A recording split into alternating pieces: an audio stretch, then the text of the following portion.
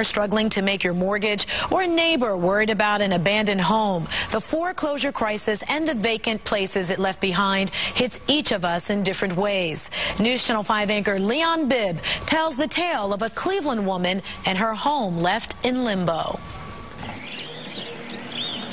For one woman, moving into this southeast Cleveland neighborhood was dream come true. In the 1980s, she bought a home on the street, but years later, the dream spiraled into sleepless nights.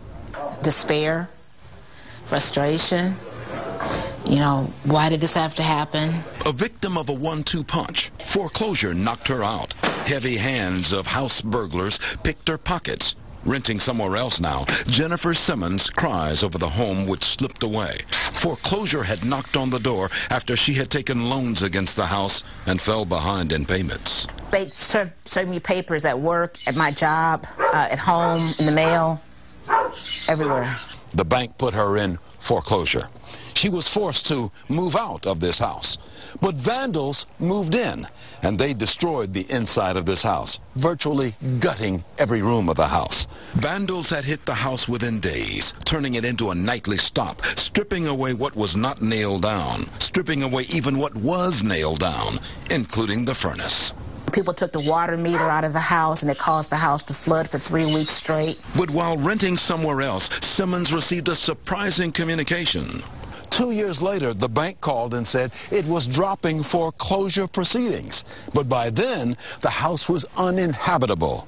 And then the bank came back and said, hey, Jennifer, you can have your house back. Jim Zakas operates Nehemiah Mission, a church group helping people and properties. At no charge, Nehemiah Mission cleaned away debris, propping up the house to keep it from caving in. This used to be a kitchen, and I'm looking around the kitchen and the utility room thinking, I used to cook holiday meals in here. Simmons loves this house, even now. It was home. In foreclosure, the single-story house felt the sting of thieves and drug users. Later, when even the bank set it adrift, what was left fell back into the lap of the one who first loved it. County ownership records still carry Simmons' name. I can look at pictures of Christmas past and holidays, my last holiday here before I was going to move out, and I cry. I can't look at the pictures anymore. So now an abandoned house becomes a falling domino, taking with it lives of others. You know, what happened to the neighbor next door, to his property value because of this house? Ask neighbor Rick Johnson, who has seen enough to know he has seen too much. So you go around any of these corners, there's about at least 7 empty houses on the street. Everybody used to own these houses around here. You know, this wasn't like rentals, stuff like that. They own these houses now. Neighborhood tore up, yeah. It's tore up bad. Story of a house which is a ghost of what it was, and of a woman who had sweet dreams before foreclosure. Problems of the abandoned house now ripple down the street, affecting lives of others. Jennifer Simmons is among the many hurting, knowing you can't go home again. Leon Bibb, News Channel 5. And what happened to Jennifer doesn't have to happen to everyone facing foreclosure proceedings. And Macy, one of your guests is heading up a program just for that purpose. Chris, yes, she is. But first of all, I want to introduce you to our panel real quickly. We have, these are our frontline fighters, if you will, starting with Andrea Canast, who is with the Court's Foreclosure Mediation Program. We've got Councilman Kevin Kelly here. We have Matt Zone, Cleveland City Councilman. We have Tony Biadil, who is the Strongsville Building Commissioner. And, of course, Judge Tim Gilligan, who is the Parma Municipal Court Judge. And we have City Councilwoman Donna Brady. But I want to bring up right now Judge Eileen Gallagher, Cuyahoga County Common Pleas Court, and she's going to talk to us about one of the biggest problems, and that is when homeowners are getting that first floor foreclosure notice, feeling panicked and, if you will, a little bit bullied, and what they do that is really the root of a big problem that you see. Judge, thanks for being here, first of all. Well, thank you for having me. What I want to impress upon people is when a property owner goes into foreclosure, the court has a program. It's our foreclosure mediation program. And what a homeowner, property owner needs to know is that you do not vacate that property. That property is yours. You're the property owner. You stay in that property. A foreclosure notice, a complaint, is not an eviction. You stay in that home. You can apply for our mediation program, and our mediation program, nationally recognized, 67% success rate. So the moral of that story is, if you are in foreclosure, you will get notice. Answer that. Open your mail. I know it's very difficult to do, but answer that. And understand, you do not leave your home until you are evicted from it. And apply for the foreclosure mediation program. And what can that mediation program do for these homeowners? What kind of help can they find? Well, a couple of things.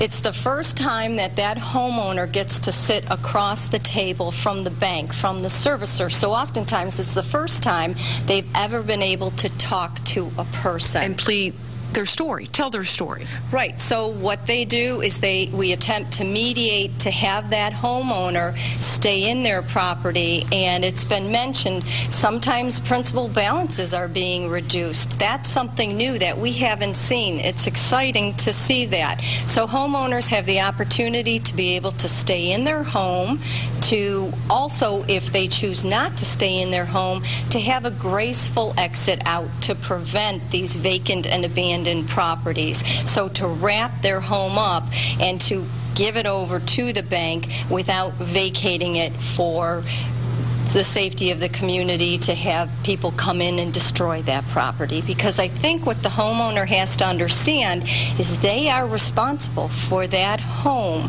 up to and including the time where that sale, that sheriff's sale, is confirmed. All right. So please stay in your home. All right. Thank you, Judge Gallagher, for that message. And we want to hear from the community when we come back and talk with them about what their concerns are and their questions. But for right now, we're going to send it back to you in the studio. Okay, Macy, thanks. We'll touch base with you in a little bit. Back here with our panel, I want to ask Chris Warren, Cleveland's Chief of Regional Development. Cleveland, of course, hit with the foreclosure crisis so badly.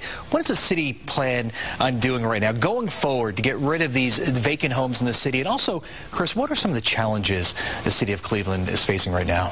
Well, first off, let me say that in getting rid of the properties, the approach there that we've taken is we have a special task force at the city, a vacant property task force through our Building and Housing Department, working in partnership with community organizations all over the city.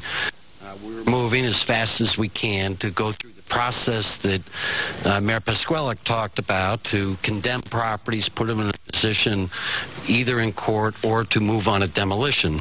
So that's one. Secondly, really goes to the point of not getting rid of houses, but rebuilding neighborhoods. So in neighborhoods all over the city, we've combined multiple interventions, part of which is taking down properties that have to come down, but also investing in rehabilitation of houses, working with ESOP and others around early warning to people to prevent foreclosures, working to repurpose and reuse vacant land through our land bank in Cleveland that goes back to the late 70s. And then the third thing is the incredible efforts in Cleveland throughout the county that Jim Rokakis helped lead and Gus Frangos to establish a countywide land bank, which serves as a vehicle for putting under responsible stewardship abandoned property that could either be mothballed and positioned for future redevelopment or torn down with the land moved into the city's land bank. So that's a four-part agenda, if I counted right, that Mayor Jackson is leading in Cleveland and working with his partners. Okay, Chris, thank you very much. Tanita. Well, we want to address our Akron audience now. Let's go to Bob Jones, who's live there. Bob. Well, Danita, I've been taking a close look at this issue here in the Akron area for the past couple of weeks, and I got to tell you, a lot of people are frustrated. A lot of people are scared. I spoke with one man just a few weeks ago, 78 years old. He's lived in his home for about 50 years. He is afraid to leave his house because there are so many abandoned homes, and with that comes crime. He said a couple of weeks ago, someone actually stole an entire back deck off of the vacant house next to him. He just couldn't believe it. That is a big issue, the crime. And here we're going to talk with Abraham Westcott from the city of Akron. And we have a question here from Georgianne in the audience here, and she wants to know, what if an investor comes into town, buys these empty houses, they sit vacant, they turn them into rentals, they go downhill? What are people supposed to do? Surely that's their opportunity to invest in the property, and we can't stop that at all. However, that property is going to have to be brought up to code, or at least to meet some neighborhood standards as far as code is concerned. The property also will be registered. We have a rental registration program, so they should do that also. And I just want to make it very clear with anybody who comes into this city and wants to invest, and as far as having a property in which they want to have, that we try to encourage them to rehab it. And if they get to a point where they cannot rehab it, then we'd be interested in also into the demolition program or any other type of options that can help them.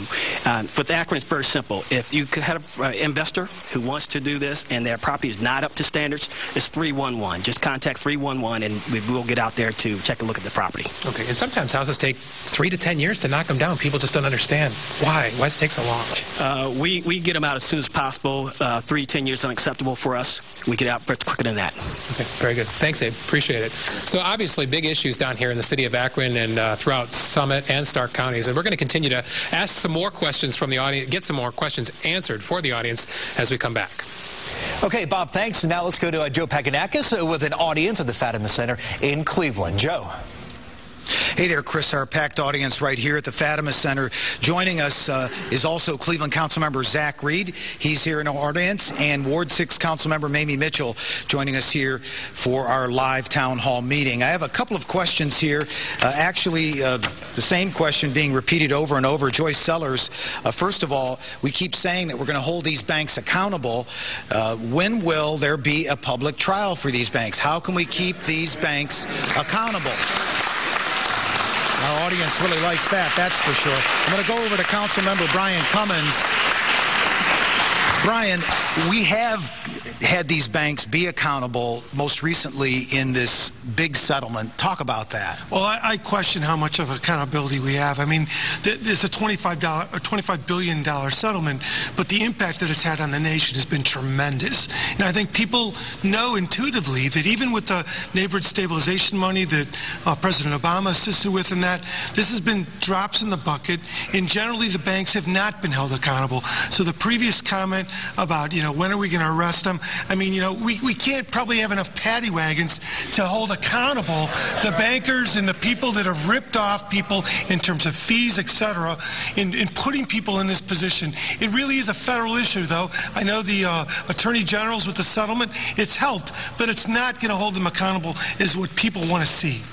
That's only about 10%, I'm told, of the total amount of money needed to knock down these homes. Where else are we going to find this money? Yeah, and it's not just knocking down the homes. It's issues about writing down the mortgage and the principal reduction of what the Congresswoman had said. The banks are holding the line. They're digging in their feet, and they don't want to do that. And frankly, people in America need to stand up and demand the federal government to do more banking regulations, to hold the banks accountable, and to write down the mortgage principles to the values that the houses are at. I mean, it's ridiculous to hold the mortgages at the level that they are when that's not what they're worth today. Councilmember Brian Cummins here live at the Fatima Center on Cleveland's east side. Coming up, we will introduce you to some of the key block clubs that are here in attendance. We'll bring those stories when we come back here at the Fatima Center. Back to the studio.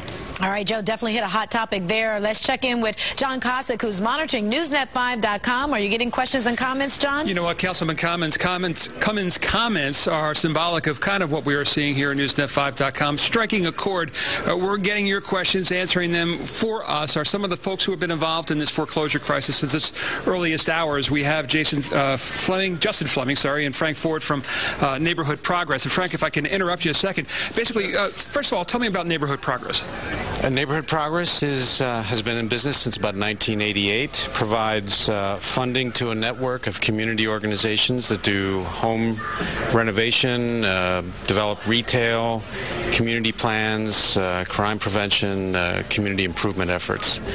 And Justin, let me ask you, what are some of the questions that you are seeing so far coming in early on the NewsNet 5? Well, a lot of what we're seeing are people that are just frustrated with what's going on next door. Houses that have been vacant for years. They're wondering, why can't somebody just go over there and knock it down? And we're really trying to explain sort of the legal process and the things that are involved, and some of the things the banks and other delinquent property owners aren't doing, which are hurting our neighborhoods. You find that a lot of people are just getting up to speed now. I know you guys have been involved in this since the very beginning of this, and you find that people, especially in the inner ring suburbs, that maybe weren't affected early on but are seeing it now. Oh, the problem has definitely migrated outward. Cities, municipalities that didn't have this problem 10 years ago are now experiencing the same kind of problems that neighborhoods in Cleveland were experiencing 5-6 years ago. Very good. Frank Ford, Justin, thank you very much. Let us know what you are thinking right now. We want to hear from you. Join in the web chat taking place right now on newsnet5.com, or send us your question via Twitter, #BBN5. We're going to send it back to the studio. All right, thank you, John. You're watching News Channel 5's Building Better Neighborhoods Town Hall event. We'll be right back.